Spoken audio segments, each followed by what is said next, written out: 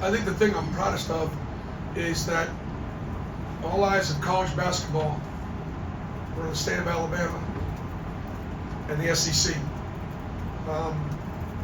What this conference has done in men's basketball is historic. And you never know that whether or not a game can live up to the hype. We were very prepared. Coaches did a great job with the game plan. The kids executed early. You got to play well early if you're going to win on the road. We played well early, as you would expect. Alabama came storming back, and the place was, I've never heard Coleman this loud. But it was a really clean game. It was a really clean game, which I was really pleased about. I know Nate talked to his team about that, because that's how the #1 teams in the country should act. That's how they should compete. That's how they should play. And I was really pleased with that. I'm happy because we had such balance. I'm happy for the kids from Alabama. This rivalry matters in the state, but in every family. I mean, every family's divided. Every family's got Auburn fans and they got Alabama fans, and for Cheney and Denver, it was really big, and they both really played well. But I think the balance of our team, was really significant. Last thing I'm just saying this: Denver Jones was sitting right here. I would appreciate you folks in the media, and I don't know when Denver Jones is going to finally, in the media is going to talk about him being one of the best defensive players in college basketball. And we'll do the research for you. If you look at his matchups night in and night out, I mean, Mark Sears is one of the best players in college basketball, period. And not that he did it by himself, but he did a great job on Mark. Made his catches tough, stayed down, stayed with him in the battle. How do you stay in front of Mark Sears? Hardly anybody can. Denver Jones did, and nobody talks about it. He doesn't have enough block shots, or he doesn't have enough steals. He's one of the best defenders in college basketball. He needs to be on the Naismith all-defensive team.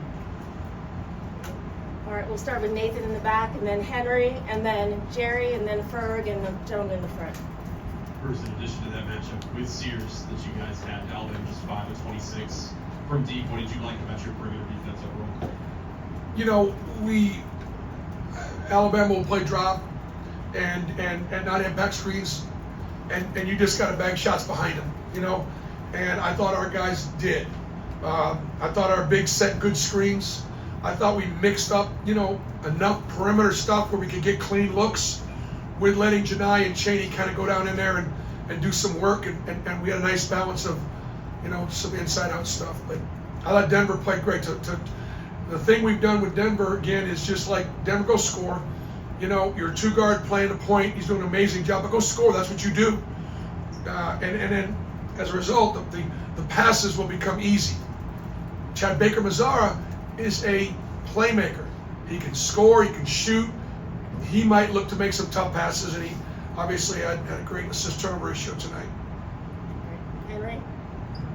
Y'all go up by 14 at one point in the second half. Alabama comes back and ties it. How were y'all kind of able to lock back in and keep the lead back? Well, we made 8 of our last 10 field goals. All right, that's how you close out a game.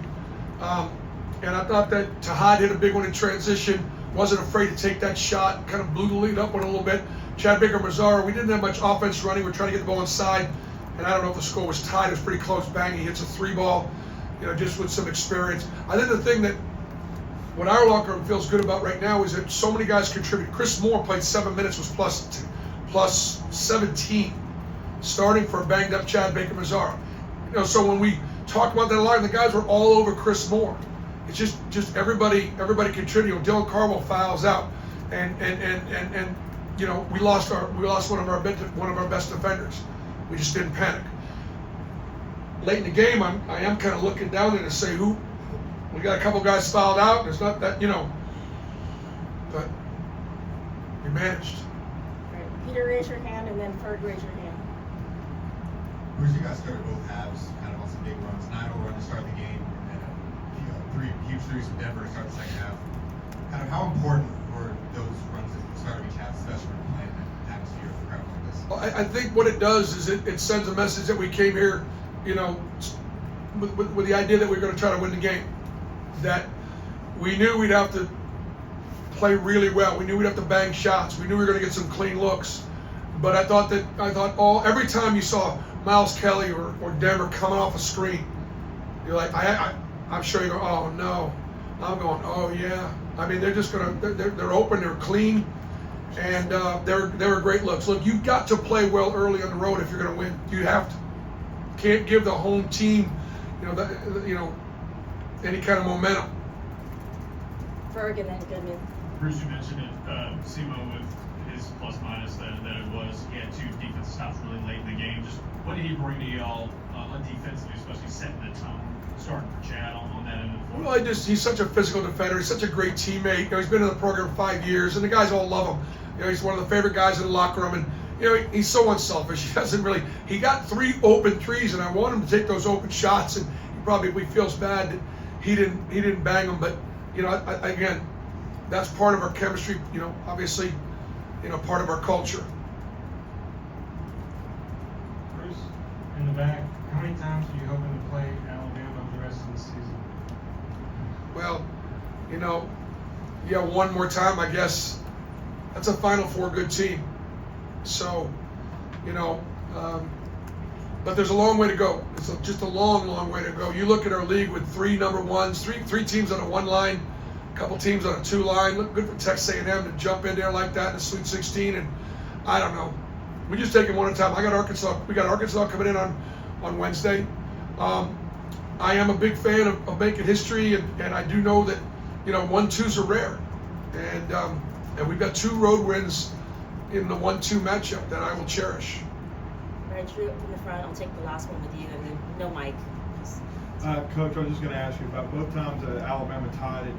First, Pettiford, he's done it all year, making big shots, and then Baker Mazzara came back as well. Talk about the actions you wanted coming out off the tie and whether they made plays. It's interesting. I didn't call timeout in that stretch, and there was nothing very intricate about either one of those buckets. The one that Chad Baker Mazzara shot was kind of midway late in the clock. I thought we did a good job. One of the things that we wanted to try to do is, look, we like to play fast. We don't play as fast as Alabama, but we like to play fast. So we had some breaks that, we scored, 94 points. So we like to play fast. And we like to shoot the 3-ball too, right? But I didn't want to track meet. I didn't want to go. So there were times when I thought our guys did a good job of just running the offense. And we did a good job of just continuing to play through the inside. But neither one of those shots was anything brilliant offensively. Chad just pulls up, kind of with the clock running down, nothing else is going on, makes a shot.